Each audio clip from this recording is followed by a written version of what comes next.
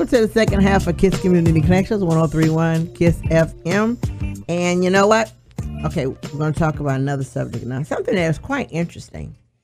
You know, this week, the files for John F. Kennedy were released. You know, released to release anybody who wants it, actually. But did you know that there are 21 pages that deal with Dr. Martin Luther King? There are 21 pages that deal with him in John F. Kennedy's file. I know, why is it there? I don't know. I could tell. I can't even figure it out. But no, I did not read the entire document. So I'm gonna tell you that I didn't. But the document, as we know, was commissioned by, as we know, then J. Edgar Hoover, and there's 20 pages titled "Martin Luther King Jr. A Current Analysis."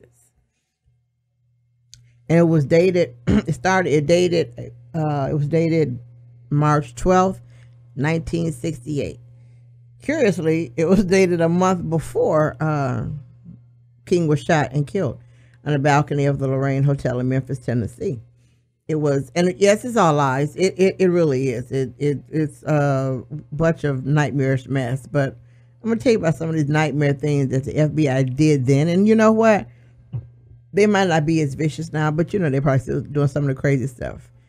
They had most of it's, like I said, is a report of falsehoods, speculations, disproven allegations about King, including his ties to communism, stories about secret orgies, yeah, you heard me, with prostitutes and white women. I mean, it's wild. It says, yeah, that he was a part of the communist movement. That's what it's saying. It's saying in the 1950s and 60s, the term communism, it became small, and it was collectively called just Caucasians. And that's what he was accused of being a part of at that time. The report does say that, you know, he was with the Southern Christian Leadership Conference, and it does. But it ties him to that and to the Communist Party of the United States, a small magnetized group with no influence by the 60s. The details of the current document allege that King and the SCLC were heavily influenced by Stanley Livingston, a lawyer and said businessman who financed the party for years. It says that King... the ties to King and the Communist Party were through Livingston, even though Livingston had left the party years before he met Dr. King, and insists that King's Poor People's Campaign was related to a secret communist agenda without offering any solid evidence. Wow. Now, you know, the part about Livingston actually is true. About Stanley Livingston, the fact that he did, at one time, it was saying that he did belong to, not necessarily the Communist Party, but they just said he belonged to a anti-party at one time, and then allegedly left it and started working with the Southern Christian Leadership. That is it. And it said also in the report, it didn't just say the report. It didn't just say that the report was filled with other lies. And it says, are you even, and asking us, are we paying attention? Instead of explaining it to you, I'll tell you what King told his trusted advisor, Bernard Roston, in 1965, as King was crafting a statement announcing the unity of the civil rights organizations. As we know, Martin Luther King at the end, we realized that we were going the wrong direction. You know, he was saying that, you know, in his I Have a Dream speech, and in all of his speeches about his dream of us all coming together, when he stopped, when he wanted, you know, us to be desegregated, you know, that would lead to a better life and education for our kids, when actuality, it led to a worse experience for our kids. You know, when we're segregated, yes, we did get secondhand books and everything like that, but our kids were treated fairly. They learned a lot because when they put measures up against measures, our kids were smarter than theirs when we did desegregation. So he learned at that time that he was leading us into a world that didn't want us to come. And he was only talking to us and wasn't talking to the other one. So if you listen to some of his last speeches, you'll find out that he even said to himself that he had led us into a burning building. But part of the FBI's allegation of communism were fueled by King's stance against the Vietnam War, which to some translate his support for the communist Viet Cong, which is crazy. Some of it is tied to the fact that King's Poor People's Campaign, like I said, was seen by some compared capitalist America. King's strategy of peaceful resistance is closely affiliated with Karl Marx's belief in the possibility of achieving equality through peaceful revolution. So we see what you're saying is some of the communist people who thought a peaceful way of doing things was aligned with what King wanted when his Poor People's Campaign, which, as we know, is not true. It said there is no doubt that there were communists affiliated with the civil rights movement. Some of them were prominent supporters, but that does not mean that King or the entire movement for equality was a communist plot. Some of the people reading this article hold unspeakably beliefs like pouring sugar on grits or something like that. The publication even employs the people who commit un-American acts like giving trick-or-treat candy for Halloween or putting ketchup on in your refrigerator, Corey Thomas said in the Roots magazine article, as something related to being a communist. None of these things are the ESO, as the Root says, it is not evil, it's not demented, it's not a terroristic act. Then it says, what about the orgies and the sex part being understood? There aren't any of these kinds of orgies. There weren't any orgies. And it says, although I have found friends at a certain Atlanta restaurant for what can be described as lemon and pepper wing orgy. And once again, they're saying that, Martin Luther King had him, and it wasn't just him. They put him with the Southern Christian Leadership Conference and other ministers. It's saying that they participated in all these sex acts and all these other crazy things. Now, mind you, this report came out a little before he got shot. So all these things that they put out about him and it's saying that he was a part of. But it says, why does this matter?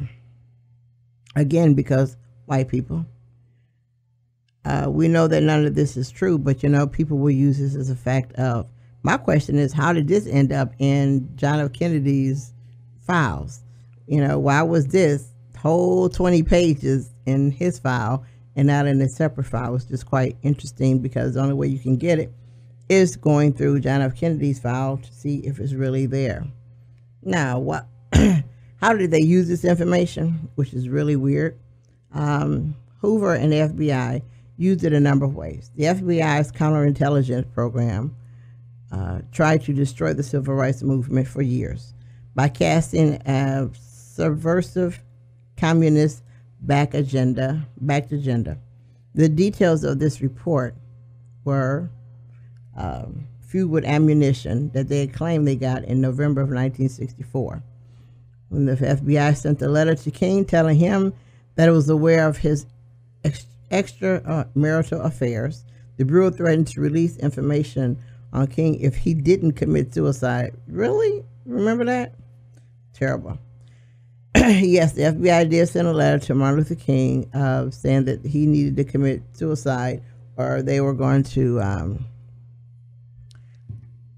talk about his other side of his life, really, like he really had one.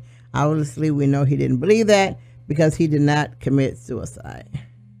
And the letter, the letter to him, is called a suicide letter from the FBI to Dr. Martin Luther King. The letter, recently discovered by the historian professor, is a disturbing document of some, but it's also something that everyone in the United States should read because it demonstrates exactly what length the intelligence community is willing to go and what happens when they take the fruits of a surveillance they've done and unleashed on a target.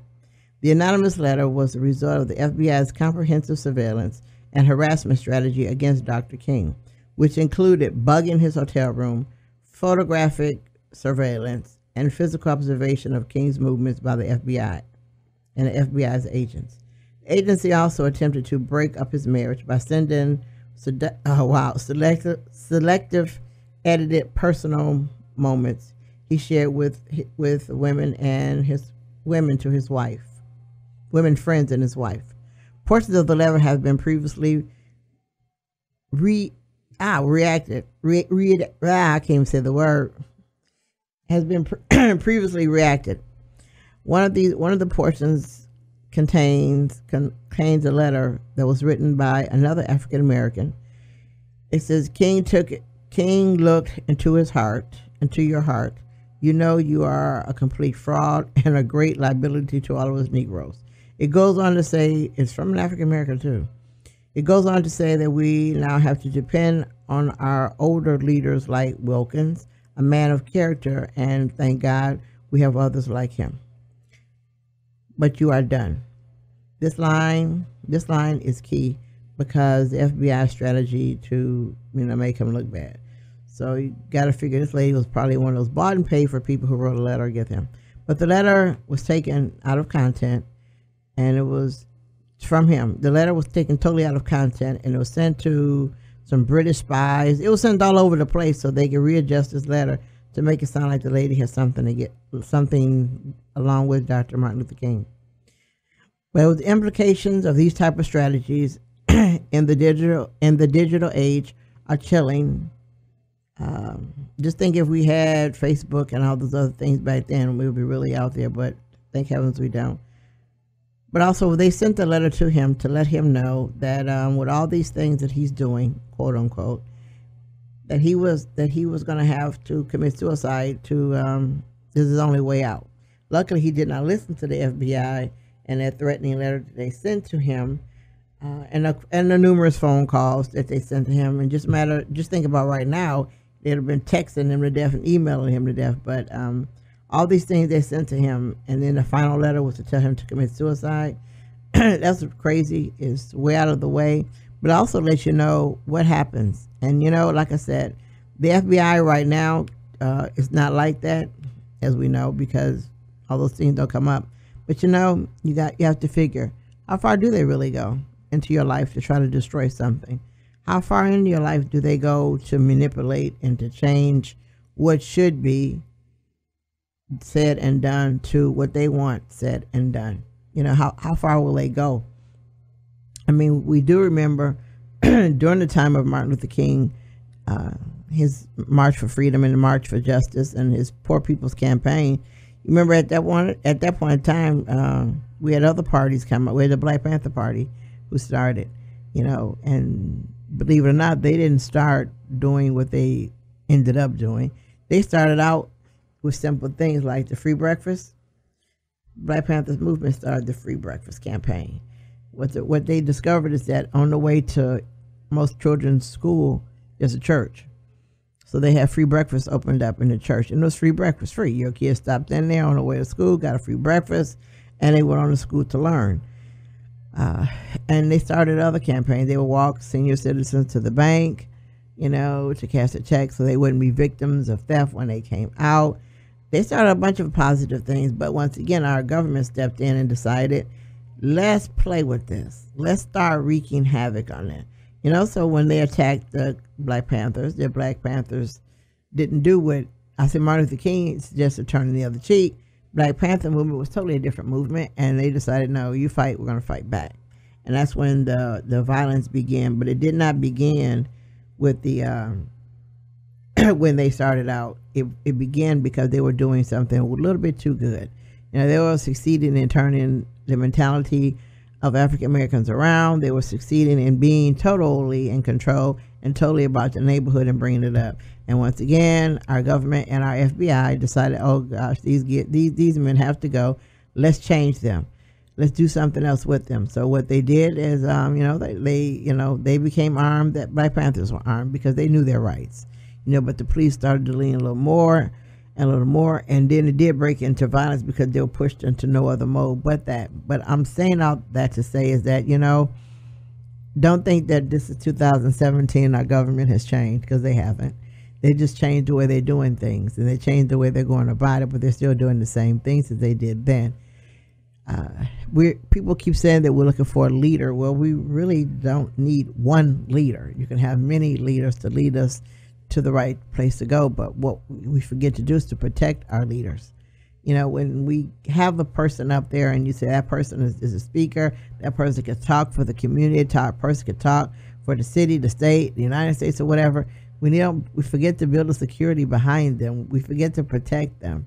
You know, we forget to be there for them. We forget to do that. You know, and those are some of the things. I read the thing about Martin Luther King to let you know what our FBI did to them. I told you about the Black Panthers to let you know what the FBI has done about them. But they did this because, you know what, we never know how to form the cloak of support. We didn't form the cloak of support for Martin Luther King. You know, when he was out there, yes, he had those on the side of him, but he didn't have those people that you did not see supporting him. He didn't have them. You know, with the Black Panthers, yes, we support the Black Panther movement, those of us who are old enough to remember them, but we didn't provide the other defense for them. We never did that. You know, we had our, our president, Barack Obama, when he was president. Yes, he was the leader of the United States, and no, he could not do everything for black people, but we didn't give him what he needed, was the support. And his support, we didn't give him the right Congress and legislators that he needed to support what he needed to do. So then again, we didn't give him support. And so now I'm going to bring it down to our own city. We have a new black police chief. His name is Charles Kimball. What are we going to do by his support? Because as we know, the last police chief we had, some illegal things happened, not to him, not he didn't do them, but some things illegally happened to him to cause him to leave. So now that we have him, what are we going to do? Are we going to support him? Are we going to be there for him? Are we going to let them know, hey, dude, we got you? You don't have to see me, but I got you. Are we going to do that? Or are we just going to go sit back and go, let's see what he's going to do? You know, I've heard people say, well, since he's here and the crime rate should go down. No, that's not what's going to happen. He can't do it he can't do it by himself. You know, those of us who know what's going on need to talk, you know, and quit this. I'm not snitching. No, that doesn't do anything. That's useless. And as we know, that's counterproductive, and we all still lose. But we need to, when somebody who looks like us is doing something great, we need to surround them. We need to cloak them. But we need to be there when that negative happens. We need to still be there. We need to stand there with them. You know, I'll stand with you, with one of our folks. If you do something wrong, I'm going to still stand with you. Now, later on, I'm going to take you in the back somewhere. We're going to have a discussion because I'm going to say I stood up for you because you look like me. But actuality, you know, you were wrong and whatever. And we need to do that too, hold our people accountable for what they do. But, you know, when in trouble comes, we don't need to run. We don't need to run away and say, okay, you know what, you got this, you're on your own. I'm not even going to be there. And it's all over with. We don't need to let that happen. We need to do something about it and show people that we support them quietly. What I mean is I'm supporting you behind the scenes. And we need to show publicly that we do. And we're saying that on Saturday, next Saturday, the 18th of November at 3 o'clock, excuse me, our Judge Claudia Brown, she's going to have a welcoming, a grand opening, just inviting to you. You know, she's our Justice of the Peace. She wants everybody to come to her office on the 18th at 3 o'clock. And she wants to talk to you and just invites you into her office and talk to her. Now, as we know, there's been some controversial things going on with her, you know, but, you know, are we believing what the paper says, or do we know her and we're actually, you know, talking to her about what's going on? Or have we dished her and said, you know what, they throwing you to the wolves, I'm going to throw you too? Or where are we with her? But, you know, if you want to, it's free to the public. She wants everybody to come, but she's inviting us next Saturday at 3 o'clock to come to her chambers and just talk to her. And she's got a little something for us all to listen to, and we're going to talk to her. And those of us who know her, you know, she's a friend more than I say she's a judge, but yet she's also, a lot of us, she's our friend. But we're going to go in and talk to her and support her and do what we can do. Because you know what? It makes it easy target when nobody's behind you. It makes you a real easy target when no one's behind you. Or when you can't look to your side and see nobody, you're a good target. You're really good target, you know. And let's talk to her. You know, if you got something to complain about, talk to her. You know, Claudia is a very approachable person. She's not the person hiding in the street, hiding in the house. You can see her at HEB or Walmart or whatever. You can see her in the street. So, you know, talk to her and say, hey, you know, what's really going on. But by all means, when one of our people who are in office or whatever, or leaders or whatever, whenever they're in trouble, you know, don't also throw stones until you talk to them. Sit down and say, hey, let's talk about this and see what's going on. You know, I'll say with Martin Luther King, going back to that, had that happened, the letter of suicide might not have been done. Some of those things might not have been done, but we didn't do that. With our Black Panthers, same thing. We didn't do anything. With our president, Barack Obama, we didn't give him the right legislature, the right Congress and Senate that he needed to do his job. So therefore, some of his things he wanted to do, they weren't done. So we need to, like I said, we need to learn to support. If we want support from someone, we need to also learn to support them and to do what we need to do. I want to thank you for listening to KISS Community Connections 103.1 KISS FM. I want you to always remember, you cannot lead a positive life with a negative mind. We'll talk to you next week. Bye now.